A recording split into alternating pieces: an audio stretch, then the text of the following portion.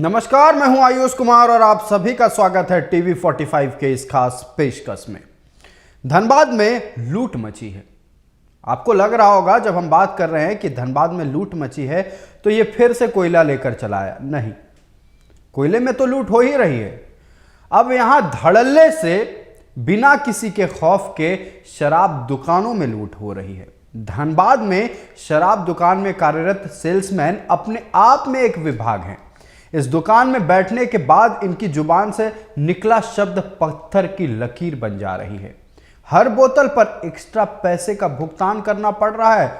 आपको बता दें कस्टमर्स को, आम से लेकर खास तक के लिए ये सब के लिए एक ही नियम है और सबको किसी पर 10 रुपए एक्स्ट्रा, किसी पर 20 रुपए एक्स्ट्रा, किसी बोतल पर 30 रुपए एक्स्ट्रा तक चुकाना पड़ रहा है।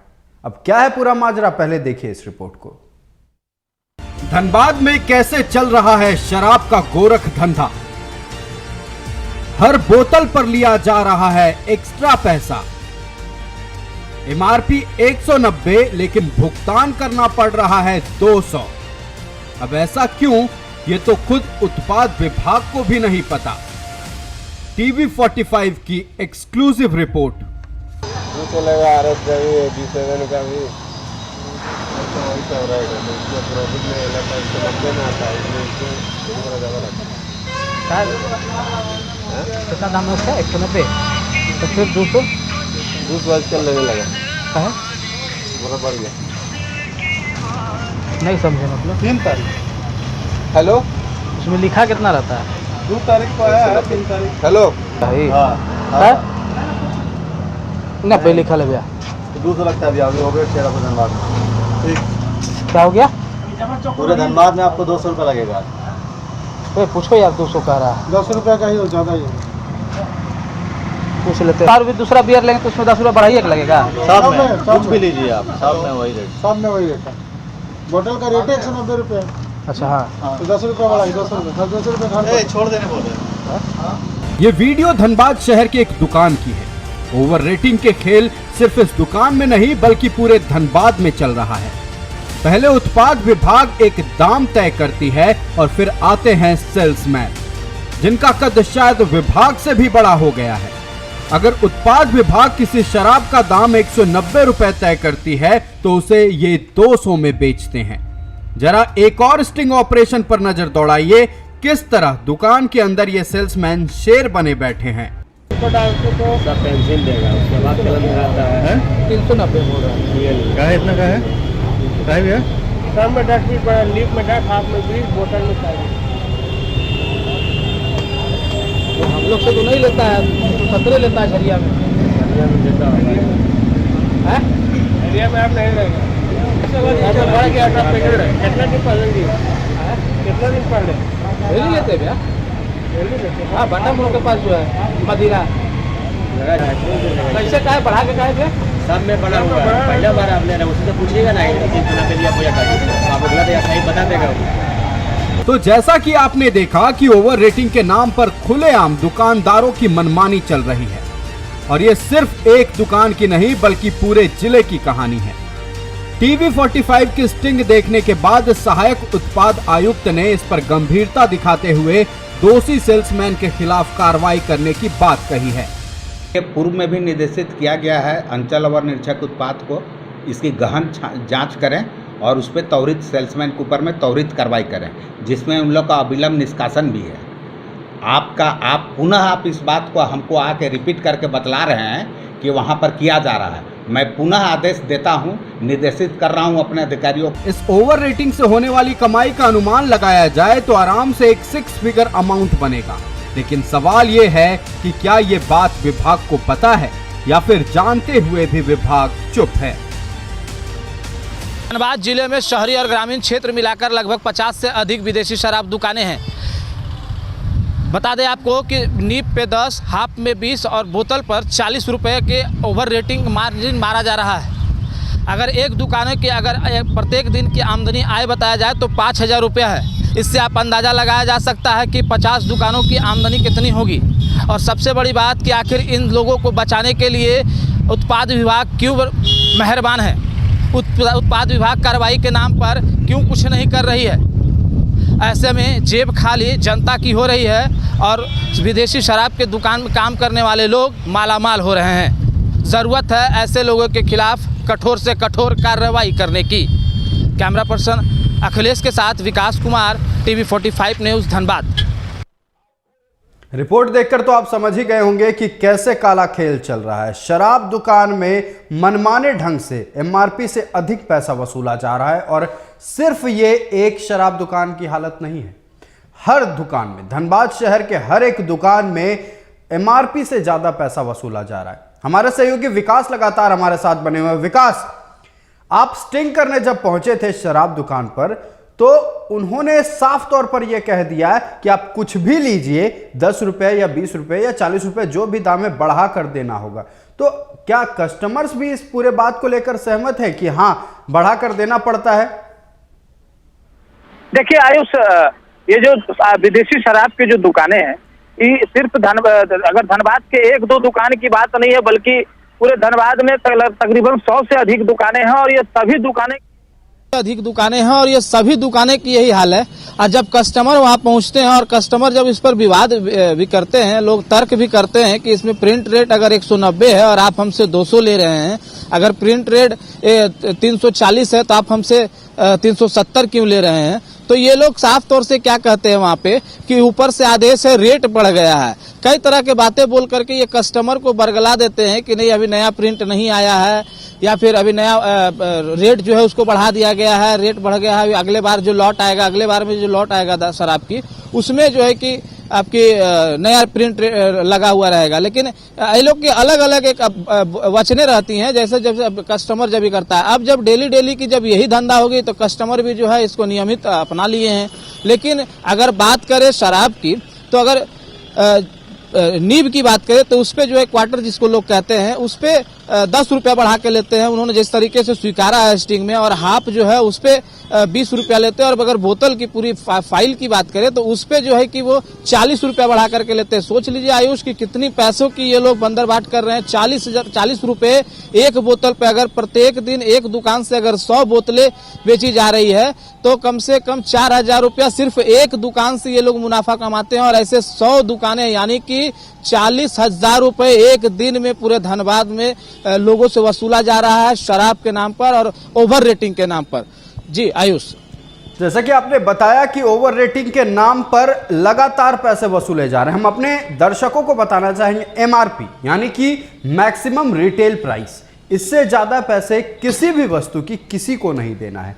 लेकिन यहां पर जो मनमानी चल रही है, देखिए मनमानी के पीछे ऐसा नहीं है कि सेल्समैन अपने तरीके से अपने मन से ये मांग रहा है पैसा, उसके ऊपर भी प्रेशर है। हो सकता है कि बड़े सरगना के लोगों का प्रेशर होगा, या ये भी हो सकता है कि बड़े अधिकारियों का प्रेशर होगा। विकास, आपने जब इस बात की शिकायत आयुक्त से की, उत्पाद आयुक्त से की, तो उनका क्या रिस्पांस था? वो इस पूरे मसले को लेकर क्या कह रहे थे? देखिए, जब हमने उनसे बात करने के लिए जब वहां पर पहुंचे थे और ये पूरा मसले पर जब हमने उनका जवाब जानना चाहा, तो उन्होंने साफ तौर से और स्पष्ट तौर से पहले तो पूरा चिड़चिड़ाते हुए उन्होंने कहा कि ऐसा कहीं कोई तरह का बात नहीं है, कहीं भी कोई शराब के दुकानों से जो है एक्स्ट्रा पैसे यानी कि ओवर रेटिंग नहीं लिया जा रहा है। और हम लोग सख्त आदेश दे करके रखे हैं कि किसी भी विदेशी शराब दुकान में अगर इस तरह की काम होती है तो उसके खिलाफ कार्रवाई की जाएगी। जबकि ये एक दुकान की नहीं, पूरे धनबाद की बात कर रहे हैं कि किसी भी धनबाद के कोई भी विदेशी शराब दुकान चले जाइए, वहां अगर आपको शराब खरीदनी है तो आपको 10 रुपए, 20 रुपए और 40 रुपए तक के एक्स्ट्रा पैसे देने पड़ेंगे। और शायद इसकी जानकारी उन्हें भी है, क्योंकि एक दुकान की बात नहीं है, पूरे धनबाद में जितने विदेशी शराब दुकानें सारे दुकान में धड़ल्ले से और ये लोग डंके के चोट पर लेते हैं।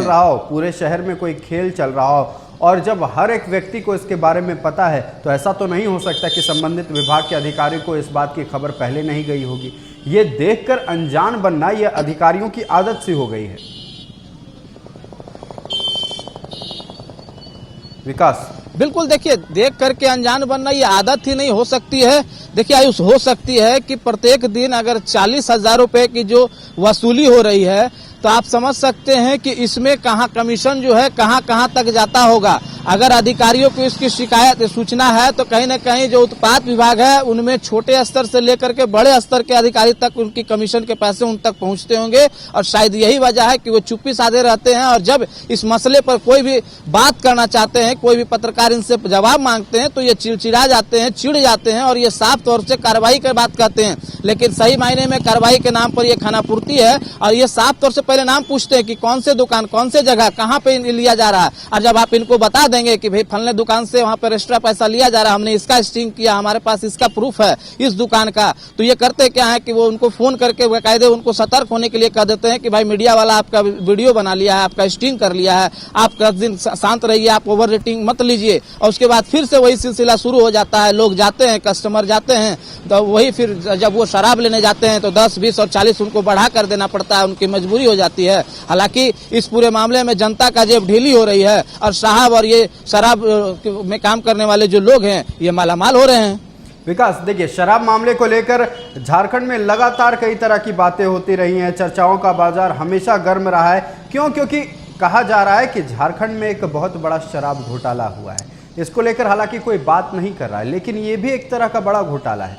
अगर आप मान लीजिए अमूमन एक औसतन अगर हम एक दुकान की बात कर ले, जैसा कि आपने पहले भी जिक्र किया कि एक दुकान अगर 100 बोतल रोज शराब बेचती है, ठीक है, अगर 10 रुपये प्रति बोतल भी अगर वो बढ़ा कर ले रही है तो भी 1,000 रुपये तक की उसको आमदनी एक्स्ट्रा होती है, ठीक है। और ऐसा नहीं है कि शहर में 2 या 4 या 5 शराब दुकान होंगे, 100 से अधिक शराब दुकान होंगे। सबके पास अगर 100 बोतल का भी औसतन देखा जाए तो 1 लाख से ऊपर का आंकड़ा रोज पार करता है। और अगर 30 दिनों की बात की जाए 30 लाख रुपए, मतलब समझ लीजिए कब से ये काला खेल चल रहा है। और सिर्फ धनबाद शहर से करोड़ों की अवैध वसूली कस्टमर से की गई है। इसके जिम्मेदार कई लोग हैं। ऐसा नहीं है कि सिर्फ सेल्समैन है। सेल्समैन तो बेचारा वो नौकरी कर रहा है, उसे जो आदेश दिया गया है वो उसका पालन कर रहा है।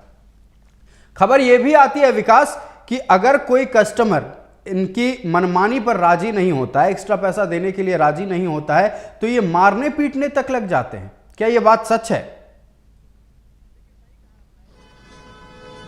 देखिए सही कहा आपने उसकी। देखिए जब दुकानें लोग पहुंचते हैं और अगर इनके साथ तर्क वितर्क करता है तो इनकी धांधली इतनी है कि अगर ये साफ तौर से कहते हैं कि लेना है तो लीजिए वरना जाइए, क्योंकि रेट तो यही लगेगा।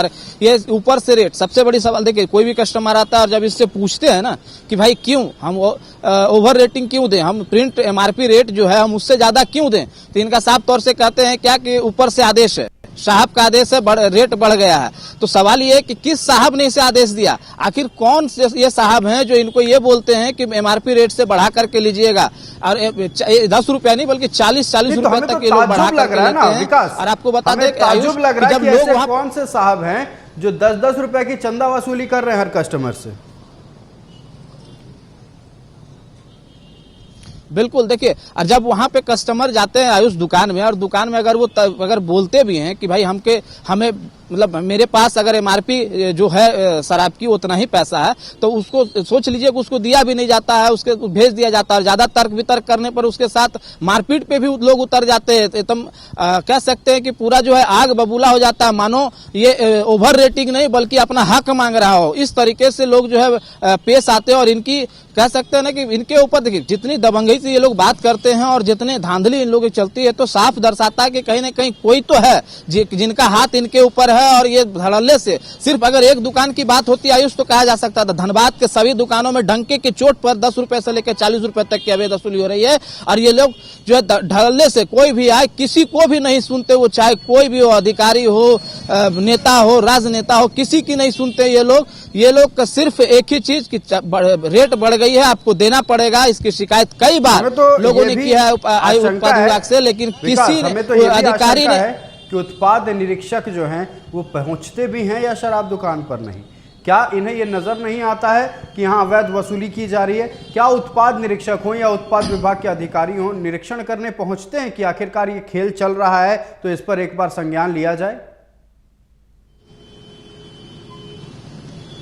आयुष ये स्टिंग हमने कल किए थे और जिस समय हम लोग किए थे उस समय दिन का 12 बज रहा था और 12 बजे के दोपहर में ही हम लोगों ने इन दोनों दुकानों की स्टिंग की थी और स्टिंग करने के बाद हमने उनके पास उत्पाद निरीक्षक के पास गया था और उनसे हम लोगों ने इस मसले पर बात की। आप समझ सकते हैं 24 घंटे से ज़्यादा हो गया है, हम लोग आज खबर चला रहे हैं, अभी तक हमने शिकायत की, इसके बावजूद भी वो ना ही वहाँ शराब दुकान पहुंचे हैं, ना वहाँ के स्टाफ को बुला करके पूछताछ की है। इससे साफ जाहिर होता है कि कहीं न कहीं उत्पाद विभाग की भी मिलीभगत है और इनकी मिलीभगत से ही जो है कि ये जो अवैध वसूली किया जा रहा है 10 रुपए से 40 रुपए, इनमें साफ तौर से उत्पाद विभाग की भी कहीं न कहीं संलिप्तता दर्शाती है। जी आयुष, मतलब आप साफ तौर पर कह रहे हैं कि अगर अधिकारियों की सह इन दुकानदारों को ना मिले, सेल्समैन को ना मिले, तो ये लोग शायद ये इतनी जो रंगदारी से वसूली कर रहे हैं या ना कर पाए। इनके ऊपर कई लोगों का हाथ है और खबर जहां तक आती है कि अधिकारी से लेकर सत्ता में बैठे लोग तक इसके जिम्मेवार हैं। जब जब शराब घोटाला को लेकर बातचीत हुई है, किसी न किसी मुद्दे को उठाकर इस बात को दबाया गया है, लेकिन खबर जिस तरह से सामने आती है, जैसा कि धनबाद की तो हमने पूरी की पूरी साक्षात तस्वीरें आपको दिखाई, लेकिन ऐसा नहीं है विकास कि सिर्फ धनबाद में इस तरह का खेल चल रहा है। खबरें पूरे राज्य भर से सामने आती है, पूरे राज्य भर में यह सिंडिकेट काम कर रहा है और यह सिंडिकेट इसी तरह से हर दुकान से 10, 20, 50 वसूली करता है और जो खबरें निकलकर सामने आती है कि यह पैसा हर एक लेवल तक जाता है। मान लीजिए अगर पैसा सेल्समैन ने कलेक्ट किया, यह पैसा अब जाएगा दुकान के मालिक के पास, मालिक से ऊपर जाएगा अधिकारियों के पास, अधिकारियों से ऊपर जाएगा जो संबंधित विभाग के लोग हैं या फिर कहें नेता हैं उनके पास। मतलब एक सप्लाई चेन है, देख लीजिए, आप समझ सकते हैं। और इनकी मनमानी के कारण पुलिस भी कार्रवाई नहीं कर पाती है क्योंकि पुलिस को भी इनका कट पहुंचता है और पुलिस सब कुछ जानती है। पुलिस एक ऐसी चीज है जो सब जानती है लेकिन फिर भी अपनी आंखें मूंदे हुई है। विकास,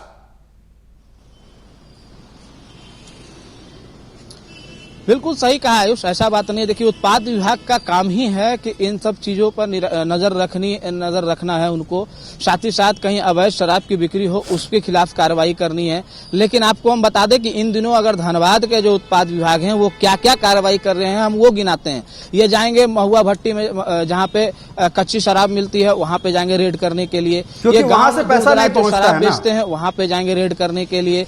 ये बिल्कुल सही कहा आपने, क्योंकि वहां से उनको पैसा नहीं पहुंचता है। ये छापेमारी के नाम पर सिर्फ खानापूर्ति करते हैं। जहां जंगलों में जावा महुआ जिसमें महुआ शराब कहा जाता है, न कच्ची शराब, वहां पे जाकर के छापेमारी करते हैं। और सबसे बड़ा बात की है वहां छापेमारी करके साबित क्या करना चाहते हैं, जबकि उनके बीच शहर में हमने जो पहला स्टिंग किया था वो बीच शहर में स्टेशन से महज 500 मीटर के दूरी पर एक दुकान है पूजा टाकीज के पास, हमने उसका स्टिंग किया था। जबकि वहां से उनका जो उत्पाद विभाग का कार्यालय है वो महज 1 किलोमीटर के दूरी पर है और उसी रास्ते से शायद कई बार उन्होंने गुजरा भी होगा, लेकिन उनका शिकायत के बाद भी वो कभी उसके तरफ देखने नहीं गए। पहला सिर्फ मीडिया ही नहीं है कि उनके तक ये बातों को पहुंचाई है, कई ग्राहक भी ऐसे हैं, कई कस्टमर भी ऐसे हैं, कई जनता भी है जो उनके तक शिकायत पहुंचाई है, लेकिन कार्रवाई के नाम पर ये कुछ नहीं करते हैं। और आलम यह है कि अब लोग भी जो है थक हार करके बैठ गए हैं और वो मजबूरी है उनकी देना, क्योंकि जो शराब लेने जाते हैं उनकी मजबूरी है। लोग अब क्या करें, भला जाते हैं शिकायत करते हैं लेकिन कोई कार्रवाई नहीं हो रही है, तो उनकी मजबूरी है कि 10, 20 और 40 दे करके वो प्रत्येक दिन शराब खरीद रहे हैं और ये लोग मालामाल हो रहे हैं। जी विकास, आपने बताया कि प्रत्येक दिन लोगों की मजबूरी है, या यूं कहें, देखिए जरूरत के सामान हो या लग्जरी की चीज, किसी पर भी अवैध ढंग से पैसा कमाना यह बिल्कुल गलत है, सरासर गलत है। हमने ये देखा था कि अनाज को लेकर भी कई तरह के घोटाले होते हैं। आज हमने अपने दर्शकों को आज दोपहर में ही बताया था कि अनाज को लेकर कैसे घोटाला हो रहा है। वो तो ज़रूरत के सामान है, वो तो एक आम जनता की ज़रूरत है, लेकिन ये जो लग्जरी के सामान है जिसमें पहले से इतना टैक्स लग रहा है, उसके बावजूद एक अघोषित टैक्स वसूला जाता है, अनरिटन टैक्स वसूला जाता है, अलिखित टैक्स, जो कि इसके दंश झेल रहे हैं आम जनता।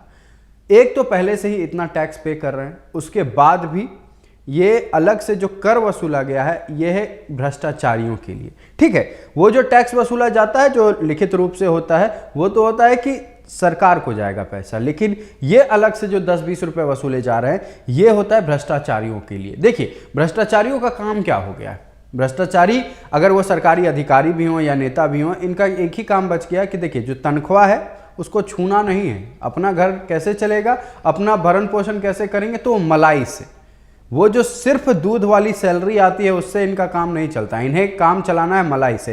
तो इन भ्रष्ट अधिकारियों की वजह से ये 10, 20, 30, 40, 50 जो भी है ये पैसा जनता को चुकाना पड़ रहा है। विकास,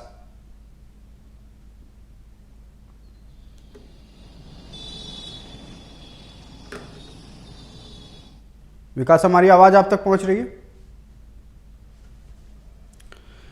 हम जिक्र कर रहे थे लगातार कि कैसे शराब का अवैध खेल पूरे धनबाद में चल रहा है।